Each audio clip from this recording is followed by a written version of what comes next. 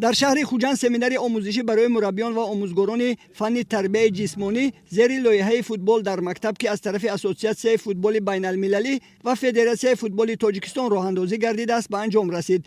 در семинар آموزگاران تربیت جسمانی از 30 مؤسسه تحصیلات میانه عمومی ولایت جلب گردیده با اصول و طرز عملی نمودن لایحه مذکور شناس گردیدند. семинари آموزشی 3 روز ادامه یافته با آموزگاران تربیت جسمانی مکتب‌ها، کارشناسان فدراسیون فوتبال کشور اسرار شورجبوف و شریف دودومتوف مقصد و هدف برنامه را فهمانیدند و با آنها چگونه عملی نمودن لایحه را در مکتب‌ها دستور دادند. به همه اشتراکچیان семинар توپ و لوازمات ورزشی تحفه کرده شد.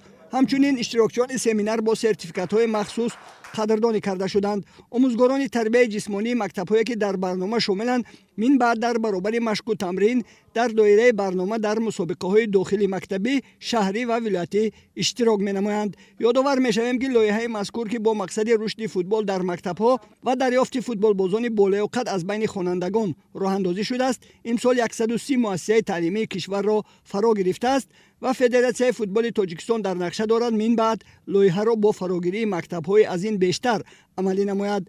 در مراسم جنبستی семинар معاون اول رئیس فدراسیون فوتبال ولایت سوخت الهامجان احمدов و دیرکتور لیگ فوتبال کودکان و نورسان تاجیکستان عبدالله ساقیوف شرکت ورزیده اشتراکچیان را جهت در عمل تطبیق نمودن لایحه و جلب وسیع کودکان و نورسان به فوتبال دعوت نمودند.